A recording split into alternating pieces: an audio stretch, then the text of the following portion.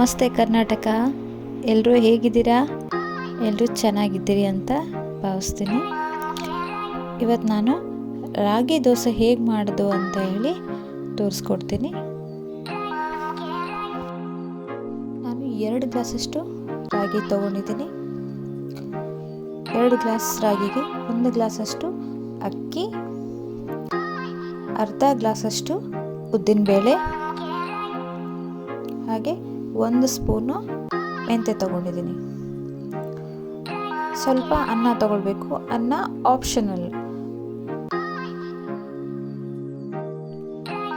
ಈ ರಾಗಿ ಅಕ್ಕಿ ಎಲ್ಲನೂ ಚೆನ್ನಾಗಿ ತೊಳಿಬೇಕು. ರಾಗಿಯಲ್ಲಿ ಕೆಲವು ಸತಿ ಕಲ್ಲುಗಳು ಬರ್ತಾ ಇರ್ತವೆ. ಅದನ್ನು ಚೆನ್ನಾಗಿ ಗಾಳಿಸ್ಕೊಂಡು ಚೆನ್ನಾಗಿ ತೊಳಿಬೇಕು. ಎರಡು 3 ಸತಿ ತೊಳೆದ್ರೆ ಎಲ್ಲ ನೀಟಾಗುತ್ತೆ.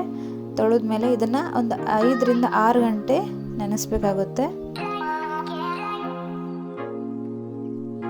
ನೋಡಿ, ಇದನ್ನು ಈಗ ನೆನೆಸಿದ್ದಾಗಿದೆ. ಇವಾಗ ಇದು ಎಲ್ಲವನ್ನ ನಾನು ಮಿಕ್ಸಿ ಮಾಡ್ಕೋತೀನಿ. ಚೆನ್ನಾಗಿ ರುಬ್ಕೋಬೇಕಾಗುತ್ತೆ. ನೋಡಬಹುದು, ನೆಂದಿದೆ. ಇವಾಗ ಇದನ್ನು ರುಬ್ಕೊಳ್ಳೋಣ. ಈಗಲೇ ನಾವು 1 ಮುಷ್ಟಿಯಷ್ಟು ಅನ್ನ ಹಾಕ್ತಾ ಇದ್ದೀನಿ.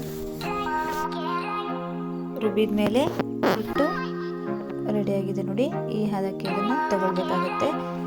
ನೋಡ್ಬೋದು, ಇದು ರಾಗಿನ ಹಿಟ್ಟನ್ನು ಏನು ರುಬ್ಬಿದ್ದೀವಲ್ಲ, ಇದನ್ನು ಒಂದು 6 ರಿಂದ 7 ಗಂಟೆಗಳ ಕಾಲ ಅದು ಚೆನ್ನಾಗಿ ನೆನಿಬೇಕು. ಅಂದರೆ ರಾತ್ರಿ ರುಬ್ಬಿಟ್ರೆ ಬೆಳಗ್ಗೆ ಮಾಡಲಿಕ್ಕೆ ಚೆನ್ನಾಗಾಗುತ್ತೆ.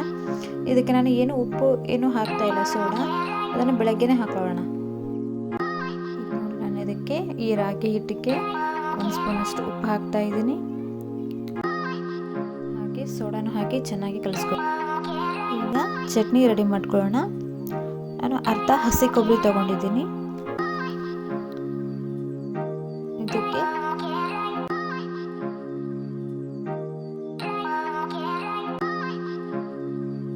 ಒಂದು 3 ಮೆಣಸಿನಕಾಯಿ, ಸ್ವಲ್ಪ ಕೊತ್ತಂಬರಿ, ಹುಣಸೆ ಹಣ್ಣು, ಬೆಳ್ಳುಳ್ಳಿ ಇದೆಲ್ಲವನ್ನು ಹಾಕಿ ರುಬ್ಕೊಳ್ಳೋಣ.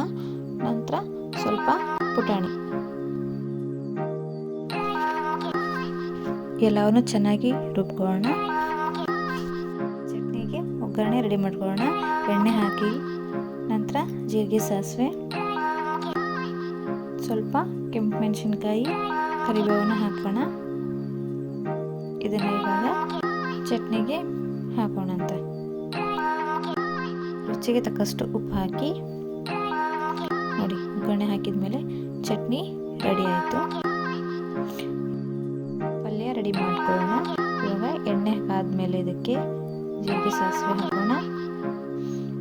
ಅದು ಸಿಡಿದ ಮೇಲೆ ಉದ್ದವಾಗಿ ಹೆಚ್ಚಿರುವಂತಹ ಈರುಳ್ಳಿ, ಇವಾಗ ಅರಿಶಿಣ, ರುಚಿಗೆ ಉಪ್ಪು ಹಾಕಿ ಚೆನ್ನಾಗಿ ಕಲಿಸ್ಕೋಬೇಕು. ಆನಂತರ ಕರಿಬೇವು, ಟೊಮೊಟೊ ಹಾಗೆ ಹಸಿನ ಹಾಕಬೇಕು.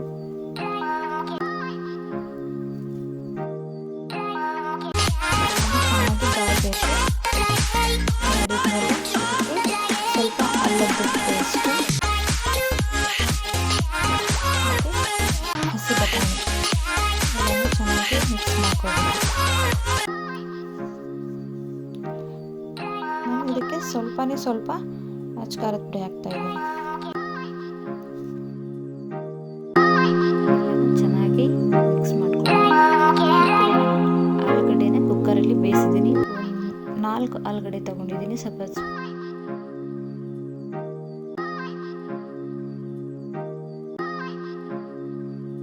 ಈಗ ಗೊಜ್ಜು ರೆಡಿಯಾಗಿದೆ.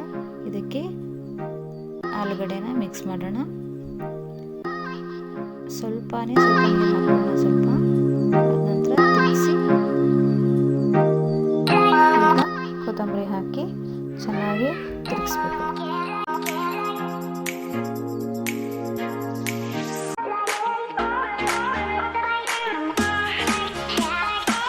ನಾನು ಸುಮ್ಮನೆ ಇಟ್ಬಿಟ್ಟಿದ್ದೀನಿ. ಈಗ ದೋಸೆ ಮಾಡ್ಕೊಡ್ತೀನಿ. ಏನೋ ಬರ್ತೀನಿ ಅಂತ ಬಿಟ್ಟಿದ್ದೀನಿ ನೋಡಿ. ದೋಸೆ ಬಿಸಿ ಆಗಿದೆ.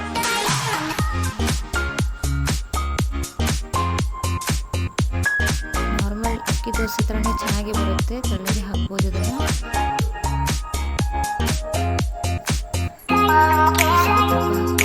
ಸ್ವಲ್ಪ ದೋಸೆನ ತಿರುಗಿಸಿ ಕೂಡ ಹಾಕಬೇಕಾಗುತ್ತೆ. ನೋಡ್ಬೋದು ಈಗ ರಾಗಿ ದೋಸೆ, ಚಟ್ನಿ ಮತ್ತು ಆಲೂಗಡ್ಡೆ ಪಲ್ಯ ರೆಡಿಯಾಗಿದೆ.